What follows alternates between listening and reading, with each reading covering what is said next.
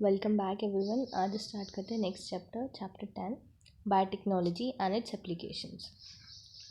जो last chapter था हमने पूरा पढ़ा कि बायोटेक के प्रिंसिपल्स क्या है और कैसे कोई उसमें प्रोसेस किया जाता है।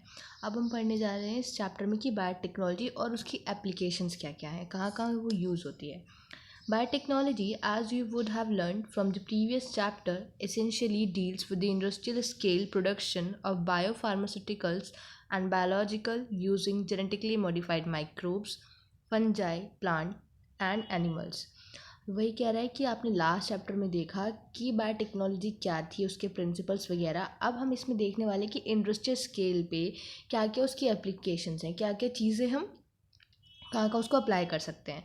The application of biotechnology include, क्या क्या आता है इनके अंदर, थेराप्यूटिक्स, दवाई वगैरह, थेरेपी, डायग्नोस्टिक, किसी भी बीमारी का पता लगाना, that is diagnosis, genetically modified crops for agriculture. हम आजकल जो एग्रीकल्चर करते हैं उसमें जेनेटिकली मॉडिफाइड क्रॉप यूज़ करते हैं।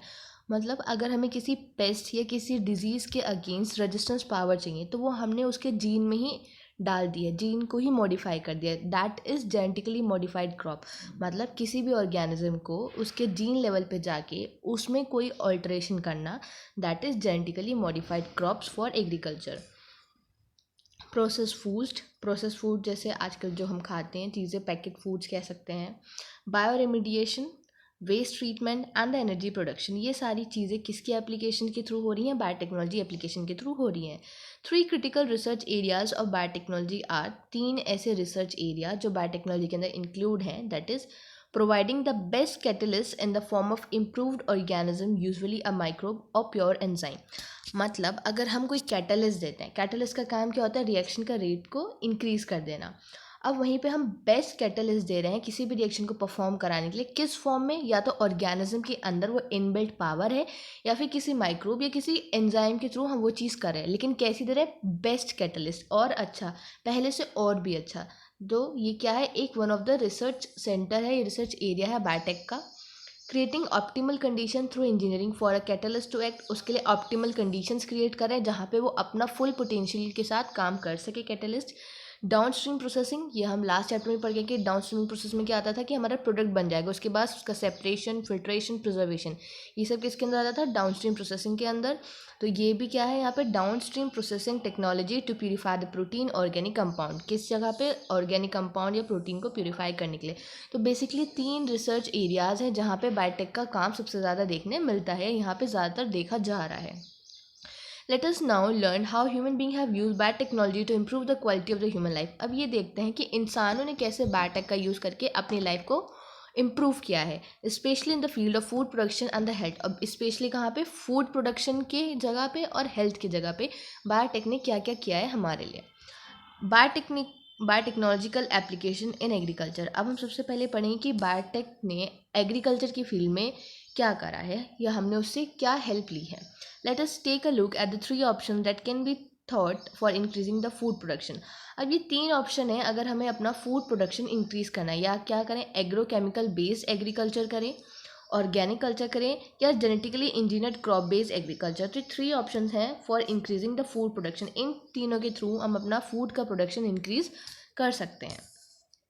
The Green Revolution succeeded in tripling the food supply, but yet it was not enough to feed the growing human population.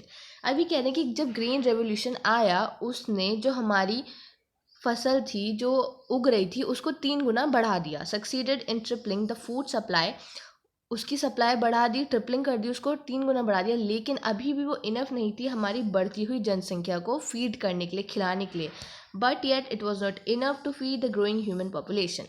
Increase yield have partially been due to the use of improved crop variety. अब ये जो increase हुई थी yield में, production में जो increase आया था, किसके वजह से आया था, हम कह सकते हैं वहाँ पे हमने इम्प्रूव्ड क्रॉप वैरायटीज़ यूज़ करी, लेकिन mainly due to the use of better management practice and the use of agrochemical fertiliser and pesticides.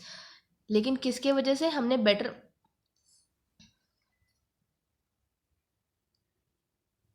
और साथ ही में क्या करा वहाँ पे, हमने बेटर मैनेजमेंट प्रैक्टिसेस करी, एग्रोकेमिकल फर्टिलाइजर पेस्टिसाइड इन सब का।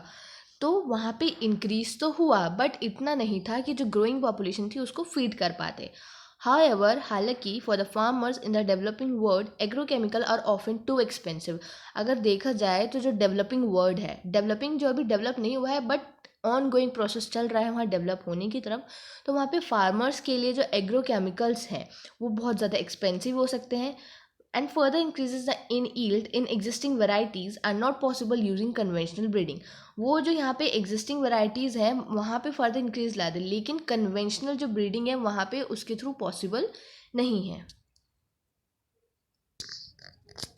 तो हम कहाँ थे कि अब ग्रेन रेवोल्यूशन ने सक्सीड तो कर दी, वहाँ पे फूड की ट्रिपलिंग भी कर दी, लेकिन वो इनफ नहीं थी हमारी जो ग्रोइंग पॉपुलेशन थी उसको फीड करने के लिए। तो जो वो इम्प्रूव्ड वेराइटीज़ और मेंटेनेंस, पेस्टिसाइड, फर्टिलाइज़र, इन सबको यूज़ करके हमारी ईल्ड तो बढ़ी, लेकिन वो हमारे लिए पूरी नहीं थी अभी भी। वहीं पे अगर फार्मर्स की बात की जाए डेवलपिंग वर्ल्ड में, तो वहाँ पे एग्रोकेमिकल्स क्या है, बहुत ज़्यादा एक्सपेंसिव होता है। अब बेसिकली एग्रोकेमिकल्स क्या होते हैं, ऐसे केमिकल जैसे कि फर्टिलाइज़र्स, पेस्टिसाइड्स या केमिकल्स जो प्लांट को प्रोटेक्ट करते हैं, तो वो एग्रोकेमिकल के अंदर आते हैं। तो वो क्या है, फार्मर्स के लिए बहुत एक्सपेंसिव है डेवलपिंग वर्ल्ड में। और वहीं पे and further increase in the yield, हाँ वो ईल्ड बढ़ा भी देंगे एग्जिस्टिंग वेराइटीज़, मतलब जो वेराइटीज़ एग्जिस्ट कर रही हैं उनकी ईल्ड बढ़ा भी देंगे, लेकिन उनका वो पॉसिबल नहीं है ईल्ड बढ़ाना किस में, अगर हम कन्वेंशनल ब्रीडिंग करें। बेसिकली कन्वेंशनल ब्रीडिंग वो होती है जहाँ पे हम अपने पर्टिकुलर कैरेक्टर चूज़ करें, फिर वहाँ क्रॉसिंग कराएं, कंबाइन कराएं, दैट इज़ कन्वेंशनल ब्रीडिंग। तो वहाँ पे जो एग्रोकेमिकल्स होते हैं देखा जाता है कि वहाँ पे वो इतने कारगर नहीं होते, तो वो एग्जिस्टिंग वेराइटीज़ में तो हमारी ईल्ड बढ़ा सकते हैं, but in conventional breeding they are not sufficient for increasing our varieties, for increasing our yield, हमारी ईल्ड बढ़ाने के लिए वो सफिशिएंट नहीं है वहाँ पे। As traditional breeding technique fail to keep pace with the demand and to provide sufficiently fast and efficient system for the crop improvement, another technology called tissue culture got developed. अब जो traditional breeding थी उसके वजह से तो हमारी जो demand थी वो बढ़ नहीं पा रही थी, हम उसमें फेल हो रहे थे और इतनी एफिशिएंटली भी नहीं हो रहा था क्रॉप इम्प्रूवमेंट। तो एक नई टेक्नोलॉजी आई इस चीज़ के लिए, that is tissue culture. Another technology called the tissue culture got develop, दूसरी टेक्नोलॉजी डेवलप हुई जिसे कहते हैं हम tissue culture. What does tissue culture mean, अब टिश्यू कल्चर का मतलब क्या है। It was learn by the scientist during 1950s that the whole plant could be regenerated from the explant, that is any part of the plant taken out and grown in a test tube under sterile conditions in the spatial nutrient media। अब ये क्या कहना चाह रहे हैं, ये कब समझा गया, जब साइंटिस्ट ने 1950s में देखा कि पूरा पेड़ जनरेट किया जा सकता है एक पूरा उससे प्रीवियस पेड़ के किसी भी छोटे से टुकड़े से, from the x plant. X plant का मतलब होता है कोई भी पार्ट जो प्लांट का लिया गया, that is x plant. Suppose ये हमारा पेड़ है पूरा और इससे हमें नया पेड़ बनाना है, तो हमने इसका सपोज ये पार्ट ले लिया, तो that will be x plant. क्या कहलाया जाएगा, ये एक्स प्लांट, मतलब एक पार्ट जिसको लिया गया। अब हमने ये पार्ट ले लिया, इसको हम in vitro condition, lab conditions में इसको ग्रो करवाएंगे, तो ये हमारा क्या कहलाया जाएगा, ये पार्ट एक्स प्लांट कहलाया जाएगा, क्योंकि इससे अब हमारा वापस से होल प्लांट बन जाएगा। तो ये क्या हुआ, टिश्यू कल्चर। तो टिश्यू कल्चर टेक्नोलॉजी डेवलप हुई, इसमें क्या क्या देखा गया कि कोई भी नया प्लांट, पूरा पेड़ हम जनरेट कर सकते हैं एक्स प्लांट से। एक्स प्लांट क्या होता है, that is any part of a plant taken out and grown in a test tube under sterile condition. कैसी कंडीशन हुई है, स्टेराइल। स्टेराइल मतलब कंटामिनेशन फ्री, वहाँ पे कोई माइक्रोब वगैरह नहीं होना चाहिए जो उसको डिस्ट्रॉय कर सके, और किसमें, special nutrient media. This capacity to generate a whole plant from the any cell और explant is called totipotency. अब ये हम इसे जनरेट तो कर पा रहे हैं, किससे कर रहे हैं, एक्स प्लांट कर रहे हैं। एक्स प्लांट नाम दे दिया जिस पार्ट को यूज़ करके हम बना रहे हैं। अब ये उसकी क्या कैपेसिटी, जनरेट करने की कैपेसिटी, मतलब एक पूरा नया पेड़ बनाने की उसकी क्षमता, उस क्षमता को क्या कहा जाता है, टोटीपोटेंसी। तो the capacity to generate the whole plant from the any cell और explant is called totipotency. You will learn how to accomplish this in higher classes, आप इसे आगे क्लासेस में देखोगे, हायर क्लासेस में। It is important to stress here that the nutrient medium must provide a carbon source such as sucrose and also inorganic salts, vitamin, amino acid, growth regulators like oxygen and cytokinin। अब ये क्या, अभी हमने पढ़ा कि उसे क्या देते हैं कि स्पेशल न्यूट्रिएंट मीडिया देते हैं। अब उस न्यूट्रिएंट मीडिया की क्या खासियत होनी चाहिए कि क्या क्या चीज़ें उसके अंदर प्रेजेंट हो ताकि हमारा पेड़ ग्रो कर पाए। तो क्या क्या होना चाहिए उसके अंदर, इम्पॉर्टेंट क्या क्या है उसके अंदर, कार्बन सोर्स हो जैसे कि सुक्रोज, और वहाँ पे इनऑर्गेनिक सॉल्ट्स हों, वाइटामिन्स हों, अमीनो एसिड्स हों और ग्रोथ रेगुलेटर्स हों जैसे कि ऑक्सिन एंड साइटोकाइनिन। अब ऑक्सिन और साइटोकाइनिन क्यों चाहिए? ऑक्सिन चाहिए हमें वहाँ पे रूट डेवलपमेंट कराने के लिए, जहाँ पे हमने ऑक्सिन 11th क्लास में पढ़ा हुआ है ऑक्सिन के क्या क्या फंक्शंस होते हैं, और साइटोकाइनिन फर्दर सेल डिवीजन के लिए। By the application of these method it is possible to achieve a propagation of a large number of plant in a very short duration. इस एप्लीकेशन को यूज़ करके, इस method के through हम achieve कर सकते हैं या फिर हमारे लिए पॉसिबल है कि हम वहाँ पे लार्ज नंबर ऑफ प्लांट बना सकें एक शॉर्ट ड्यूरेशन में। तो by the application of these methods, it is possible to achieve propagation of a large number of plants in a very short duration. This method of producing thousands of plants through a tissue culture is called micropropagation. अब यही thousands of plants को grow करना through tissue culture is called micropropagation. सबसे पहले हमने देखा tissue culture क्या है। टिश्यू कल्चर है कि प्लांट का कोई भी पार्ट लें, उससे हम पूरा नया प्लांट बना सकते हैं, दैट इज टिश्यू कल्चर। अब जो पार्ट यूज़ हो रहा है उसे कहा गया है एक्स प्लांट। अब उस प्लांट की कैपेसिटी कि वो पूरा एक नया पेड़ बना सकता है अपने पार्ट से, उसे कहा गया है टोटीपोटेंसी। और उस पार्ट को हम ग्रो करा रहे हैं एक न्यूट्रिएंट मीडिया में, और इसी तरीके से पेड़ों को उगाना एक शॉर्ट ड्यूरेशन ऑफ टाइम में थाउजेंड ऑफ प्लांट्स को, उसे कहा जाता है उस मेथड को माइक्रो प्रोपोगेशन। तो each of these plants will be genetically identical to the original plant from which they were grown, that is they are soma clones. अब वहीं पे ये हर एक प्लांट जो हमने ग्रो करा है माइक्रो प्रोपोगेशन के थ्रू वो कैसा होगा? सोमा क्लोन्स होगा। बिल्कुल इसका मतलब है कि उसमें कोई भी वेरिएशन नहीं आएगी, जेनेटिकली आइडेंटिकल होगा अपने ओरिजिनल प्लांट से from which they were grown, that is they are the somaclones. Many important food plants जैसे कि tomato, banana, apple etcetera have been produce on the commercial scale using this method. बहुत सारे अब दे दिए इन्होंने कि example, किन किन के एग्जाम्पल्स दिए हैं जिनमें ये टेक्नोलॉजी, ये मेथड यूज़ करके उनको कमर्शियल लेवल पे ग्रो किया जा रहा है। तो क्या क्या एग्जाम्पल हैं? जैसे कि टोमेटो है, बनाना है, एप्पल है etcetera have been produce on the commercial scale using this method. Try to visit a tissue culture laboratory with your teacher to better understand appreciate the process. अब जैसे बहुत सारे बच्चे 12th के बाद बायोटेक में जाते हैं तो वहाँ पे ये सब चीज़ें देखने मिलती हैं, वहाँ पे यही सब सीखा जाता है। टिश्यू कल्चर क्या है, बायोटेक्निक का रोल क्या है मेडिसिन वाली फील्ड में, रिसर्च में क्या है, केमिकल्स में क्या है, फूड इंडस्ट्री में क्या है, तो ये सब देखते हैं हम बायोटेक में।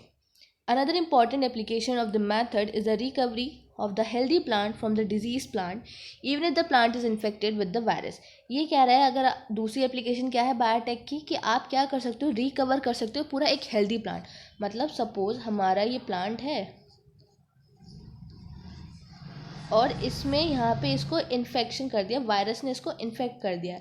अब कह रहा है कि आप यहाँ से एक पूरा रिकवर कर सकते हो हेल्दी प्लांट। हेल्दी प्लांट यहाँ से हम ले सकते हैं। कैसे ले सकते हैं? हम क्या करेंगे, जो इसका मेरिस्टेम होती है एपिकल और एक्सिलरी, वो कहाँ से होती है? वायरस फ्री होती है। दो इसे वायरस ने इफेक्ट किया हुआ है, लेकिन जो मेरिस्टेम वाला जोन होता है वो फ्री ऑफ वायरस होता है। क्यों होता है? क्यों? वो कंटिन्यूसली डिवाइड करता है। कंटिन्यूसली डिवाइड करता है तो वहाँ पे नए सेल्स बन रहे हैं। Hence one can remove the meristem and grow it in vitro to obtain the virus free plant. तो क्या कर सकता है? मेरिस्टेम को हटा देंगे, मेरिस्टेम को हट करके फिर उसको लैब कंडीशंस में ग्रो करा देंगे, तो वो पूरा जो प्लांट ग्रो करेगा हमें मिलेगा वो वायरस फ्री प्लांट होगा। ऐसा जो साइंटिस्ट ने, उन्होंने बहुत सारे कल्चर मेरिस्टेम करी हैं, मेरिस्टेम्स को कल्चर किया है, जिनके एग्जांपल्स दिए हैं जैसे कि बनाना, शुगर केन एंड पोटैटो। तो बनाना, शुगर केन, पोटैटो को देखा गया है कि हमने उनका एक पूरा नया वायरस फ्री प्लांट ग्रो करा उनकी मेरिस्टेम को कल्चर करके। तो ये इसकी दूसरी एप्लीकेशन हुई। क्या कर सकते हैं हम? Recovery of a healthy plant from a disease plant. The method is a recovery of a healthy plant from the diseased plant even if the plant is infected with the virus. The meristem, apical or axillary is free of virus, hence one can remove the meristem and grow it in vitro. In vitro वही lab conditions में grow करा के हम उससे क्या ले सकते हैं? वायरस फ्री प्लांट ले सकते हैं। साइंटिस्ट ने ऐसा करा है किनके साथ? बनाना, शुगर केन और पोटैटो के मेरिस्टेमेटिक कल्चर के साथ ऐसा उन्होंने किया है।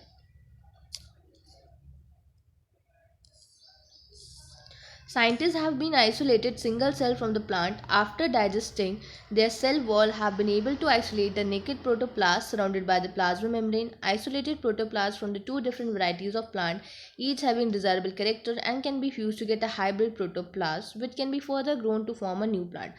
अब कह रहे हैं साइंटिस्ट ने ऐसा भी करा है, उन्होंने आइसोलेट किया एक सिंगल सेल को प्लांट से. कैसे किया? उसकी सेल वॉल को डाइजेस्ट करा के, नष्ट करा के, वहाँ से उसका प्रोटोप्लास्ट उठाया, फिर उस आइसोलेटेड प्रोटोप्लास्ट को जो दूसरी वैरायटी थी प्लांट की, डिज़ायरेबल कैरेक्टर जिसके हमें कैरेक्टर चाहिए थे, उसके साथ फ्यूज़ कराया. तो क्या मिलेगा हमें? Hybrid protoplast. देखो, पहले एक पेड़ था, उसकी ये सेल है, उसकी सेल वॉल को डाइजेस्ट कराया, नष्ट कराया, इसका प्रोटोप्लाज्म लिया, इसका प्रोटोप्लास्ट लिया, दूसरा प्लांट का प्रोटोप्लास्ट लिया इधर से, सेकेंड प्रोटोप्लास्ट, फिर इनको फ्यूज़ कराया गया. अब क्या है हमारे पास? इसके पास क्या थे? डिज़ायरेबल कैरेक्टर जो हमें चाहिए, इसका भी. फिर इन दोनों को क्या करा दिया गया? इन दोनों को फ्यूज़ करा दिया गया और हमें क्या मिला? Hybrid protoplast. Hybrid protoplast.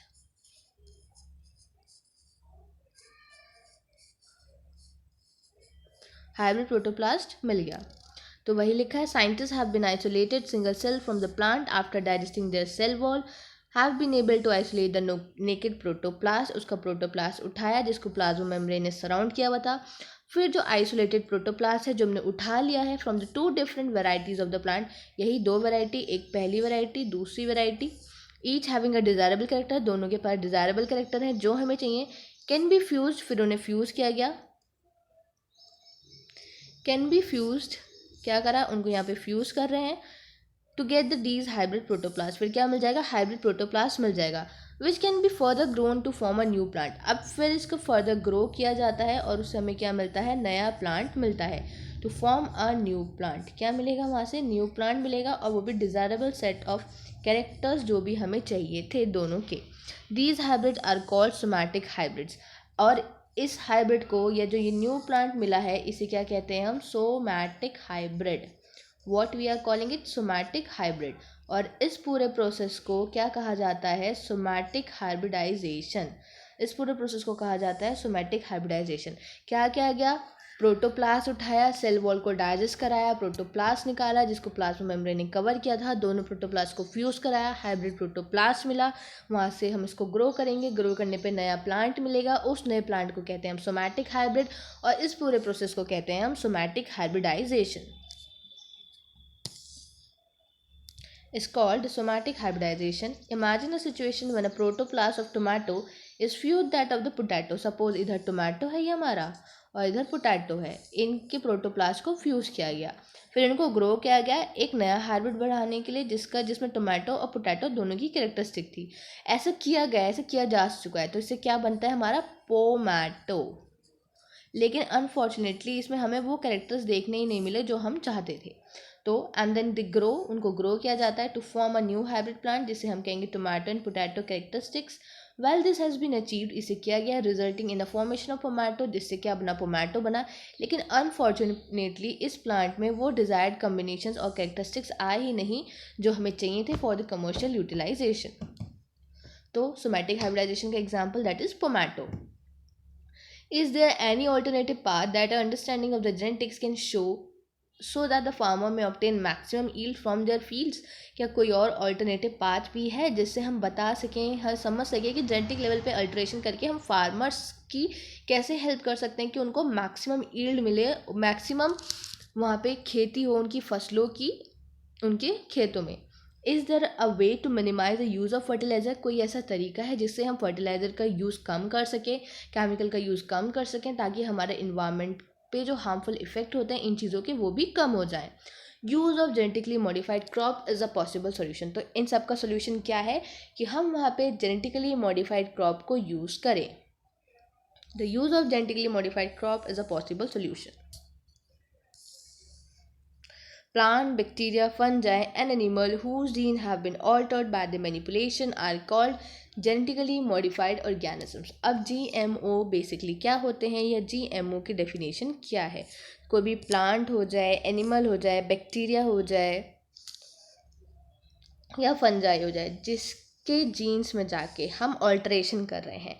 अपने आप चीज़ें ऑल्टर करें कि नहीं ये अच्छा नहीं है, इसकी जगह हमें इसके पास ये कैरेक्टरिस्टिक नहीं है तो चलो ये वाला जीन डाल दो, तो डैट इज़ ऑल्टरेशन। मतलब जो नेचुरली नेचर में वो चीज़ एग्जिस्ट नहीं करती, लेकिन हम for the desirable set of characters या जो भी हमें चाहिए उसके लिए उसके जीन में मॉडिफाई कर रहे हैं, उसकी बॉडी में वो जीन इंट्रोड्यूस कर रहे हैं, मैनिपुलेशन कर रहे हैं उसके जीन में, तो उसे कहते हैं हम genetically modified organism, that is GMO।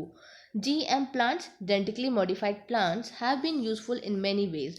जो genetically modified plants होते हैं बहुत सारे तरीके से यूज़फुल होते हैं। अब जेनेटिक मॉडिफिकेशन क्या क्या है, जैसे made crop more tolerant to abiotic stress, कि क्रॉप को कैसे बनाना कि वो मोर टॉलरेंट बन सके एबायोटिक स्ट्रेस के अगेंस्ट। मतलब जैसे सर्दी, सूखा, ये सारी चीज़ें पड़ रही हैं तो क्रॉप को ज़्यादा रेजिस्टेंस। तो जो जेनेटिकली मॉडिफाइड प्लांट्स होते हैं किस किस तरीके से यूज़फुल होते हैं देखते हैं। पहला कि हमें क्रॉप को मोर टॉलरेंट बनाना है एबायोटिक स्ट्रेस, मतलब बहुत ज़्यादा ठंड है, सूखा है, तो पेड़ उसमें ख़राब ना हो जाए, उस चीज़ के लिए उसको रजिस्टिव बनाना है हमें, जिसके किसके थ्रू करते हैं हम, जेनेटिकली मॉडिफाइड करके। दूसरा, reduce reliance on chemical pesticides, मतलब कि वो ज़्यादा केमिकल पेस्टिसाइड्स पे टिके न रहें, कि अगर उन्हें वो ना मिले तो ग्रो ही ना कर पाएँ। Help to reduce post harvest loss, मतलब खेती, मतलब फसल जब उग जाती है कटने के बाद जो लॉसेस होता है वो कम कर सकें। Increase efficiency by of mineral uses by plants, this prevent early exhaustion of the fertility of the soil, कि जो मिनरल यूजेस है उसकी एफिशिएंसी बढ़ा सकें ताकि जो हमारी ह्यूमस है वो ज़्यादा जल्दी से ख़राब ना हो, हमारी जो मिट्टी है वो बंजर ना बने। तो कैसे ना बने, ताकि हम उसमें मिनरल की यूज़ करने की जो मिनरल यूजेस एफिशिएंसी है उसको इंक्रीज़ कर पाएँ। वो भी हम किसके थ्रू कर सकते हैं, जेनेटिकली मॉडिफाइड प्लांट्स में हम ये सब देख सकते हैं, कर सकते हैं। Through gene modification we can do all this. तो ये उसकी क्या थी, यूज़फुल है ये तरीके। इन तरीक़ों से हमारे लिए जो जेनेटिकली मॉडिफाइड प्लांट्स हैं वो यूज़फुल है। इन एडिशन टू दीज, इनके अलावा GM has been use to create a tailor made plant to supply alternative resources to industries in the form of starches, fuels and pharmaceuticals. सब अब Taylor made plant से क्या समझे, Taylor क्या होता है, हम उसे स्पेसिफिक हर चीज़ के डायमेंशन देते हैं कि ये चीज़ ऐसी होनी चाहिए, ये होना चाहिए, फिर आपका जो आउटकम है या प्रोडक्ट है वो ऐसा ही आना चाहिए। तो हम उस चीज़ को समझते हुए, रिलेट करते हुए यहाँ समझ सकते हैं कि टेलर मेड प्लांट्स क्या होते हैं, जिनको क्या किया गया है, क्रिएट किया गया है फॉर अ पर्टिकुलर थिंग। तो इसके अलावा in addition to these uses, GM has been used to create tailor-made plant to supply alternative resources to industries. क्या सप्लाई करने के लिए, ऑल्टरनेटिव रिसोर्सेज, जो आपको टेलर मेड, आपको क्रिएट किया गया है कि आपको ये रिसोर्स बनाना है, तो उसके लिए क्या लगे हैं हमें, tailor made plants that we have created, जो हमने बनाए हैं, क्रिएट करे हैं in the form of starches. अब क्या क्या रिसोर्सेज होते हैं, जैसे स्टार्चेस के फॉर्म में, फ्यूल्स के फॉर्म में और फार्मास्यूटिकल्स।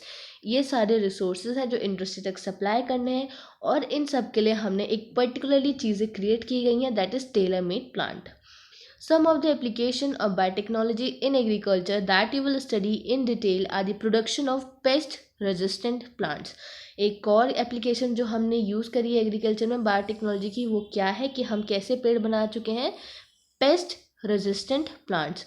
मतलब एक पेस्ट है वो उस प्लांट को नुकसान पहुंचाता है, तो पहले उसके लिए हम वहाँ पे पेस्टिसाइड डाल रहे थे, केमिकल्स डाल रहे थे, ताकि वो क्या हो सके, वो पेस्ट उस प्लांट को या उस क्रॉप को ख़राब ना करे।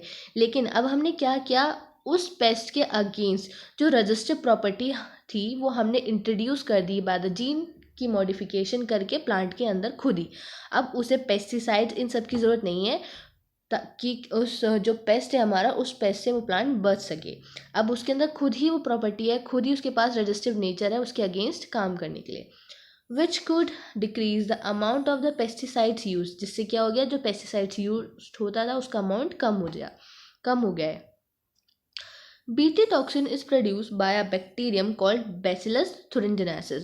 अब जो बीटी टॉक्सिन है वो कौन प्रोड्यूस करता है, एक बैक्टीरिया प्रोड्यूस करता है जिसका नाम है बैसिलस thuringiensis, जिसे हम शॉर्ट में BT बोलते हैं, B for bacillus, T for thuringiensis, BT for the short. BT toxin gene has been cloned from the bacteria and been expressed in plant to provide resistance to the insect without the need of insecticide। अब जो BT toxin gene है उसको clone किया गया bacteria से, मतलब उसकी exact copy बनाई गई जैसे बैक्टीरिया में मिलता है, फिर उसको प्लांट में एक्सप्रेस कराया गया, प्लांट में इंट्रोड्यूस कराया गया ताकि क्या मिल जाए, प्लांट को भी रेजिस्टेंस वाली प्रॉपर्टी मिल जाए उस इंसेक्ट के अगेंस्ट बिना किसी इंसेक्टिसाइड्स के। In effect created a biopesticide. तो हमने क्या क्रिएट कर दिया यहाँ पे, बायोपेस्टिसाइड्स। बायोपेस्टिसाइड ही हुआ ना, पेस्टिसाइड जो उस इंसेक्ट से, जो उस पेस्ट से उस क्रॉप को बचाए, लेकिन अब वो ना केमिकल्स की फॉर्म में नहीं है, कैसे है, एक लिविंग फॉर्म, एक जीन के फॉर्म में है, एक प्रोटीन के फॉर्म में, दैट इज बायोपेस्टिसाइड। एग्जाम्पल्स क्या क्या हैं अब इसके, जैसे कि हमने क्या क्या वैरायटीज़ बनाई हैं, किन किन क्रॉप्स की वैरायटी बनाई है पेस्ट से बचने के लिए, जैसे कि BT cotton, BT corn, rice, tomato, potato and the soybean. These are the examples.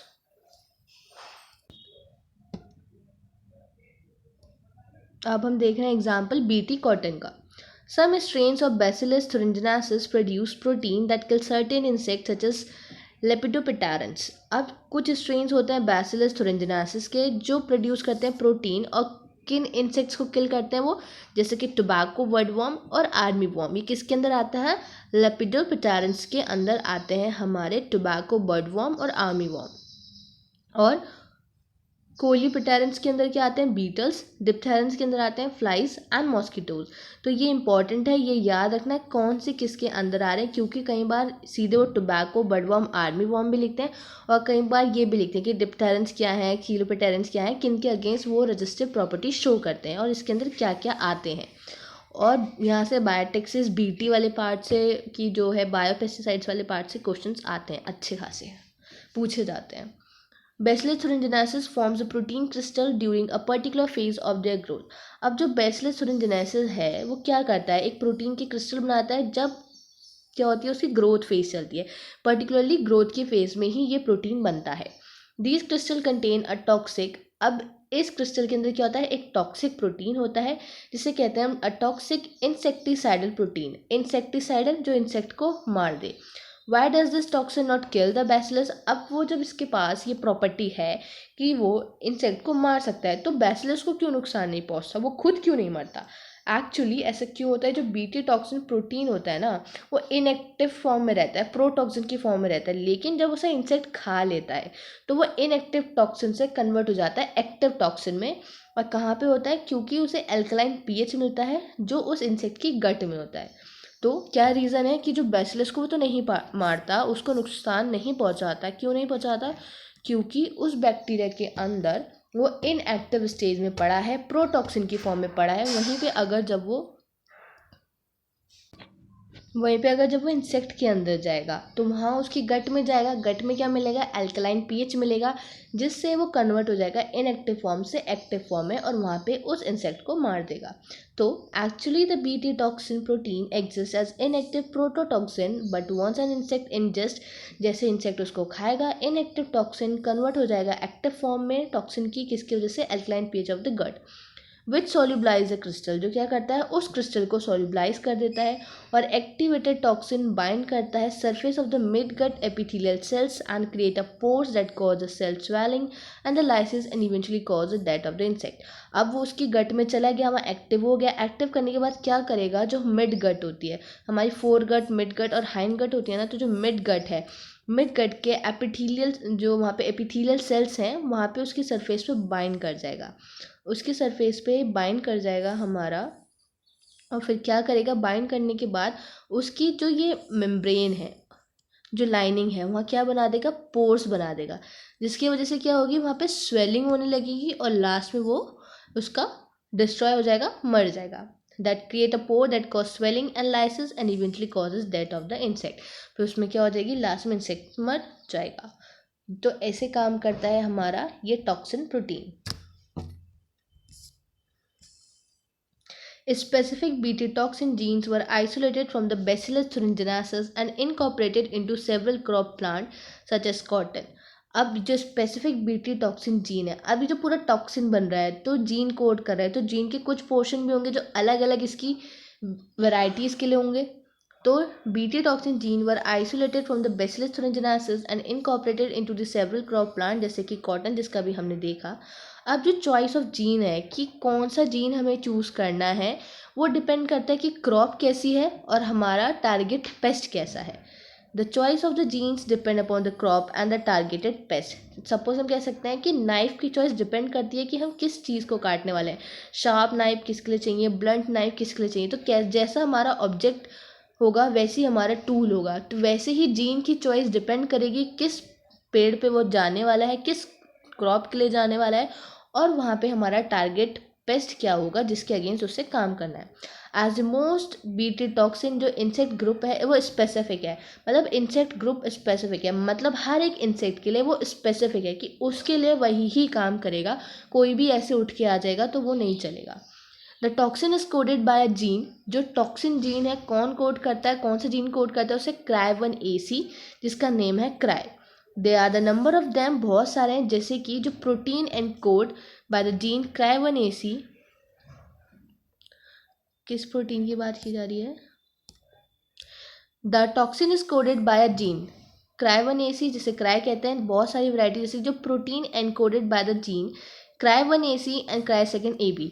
मतलब अब हमारे दो जीन है, Cry1AC और Cry2AB।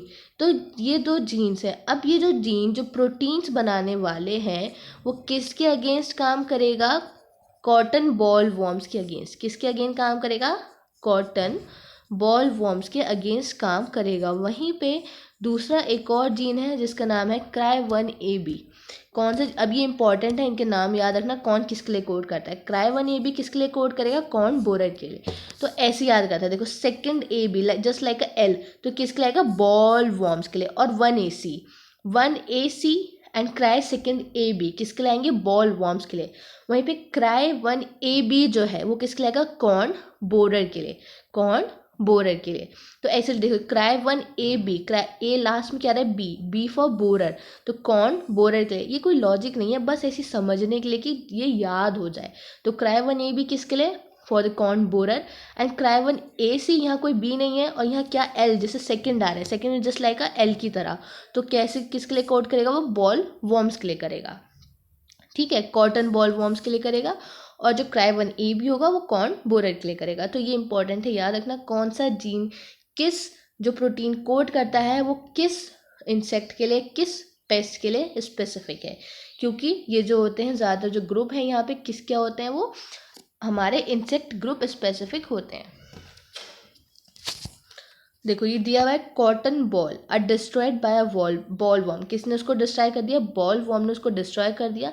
दूसरा क्या है? फुल्ली मैच्योर कॉटन बॉल, तो इसको डिस्ट्रॉय कर चुका है, ये यहाँ पे पूरा खा गया है। तो क्या है? कॉटन बॉल है, और किसने इसको डिस्ट्रॉय किया? Bollworms. तो bollworms boll double L, तो एक तो क्या हो जाएगा? Cry, second AC and AB and cry first AC। तो ये क्या है? बॉल वॉर्म्स के लिए जो अभी हमने देखे, cry second AB and cry first AC। तो बॉल वॉर्म के लिए cry second AB and cry first AC। वहीं पे बोरर की बात की जाएगी, बोरर में कौन आ जाएगा? Cry first AB। तो ये हमें याद रखने हैं कौन किसके स्पेसिफिक है।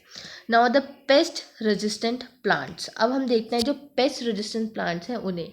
Several nematodes parasite a wide variety of plant and animal including human beings. बहुत सारे नेमेटोड्स पैरासाइट की फॉर्म में, प्लांट्स में, एनिमल्स में और including human beings. A nematode meloidogyne incognita infect the root of tobacco plant and causes a great reduction in yield. अब एक nematode है जिसका नाम है मेलोडाइन इनकॉग्निटा। वो क्या करता है? इन्फेक्ट करता है टोबैको प्लांट की रूट को, और क्या करता है? वहाँ पे रिडक्शन करता है उसकी यील्ड में, मतलब जो उसकी फसल की आने वाला था, प्रोडक्शन जो होने वाला था उसकी यील्ड को कम कर देता है, उसकी क्वांटिटी, उसका प्रोडक्शन कम कर देता है। कौन सा नेमेटोड? मेलोडाइन इनकॉग्निटा।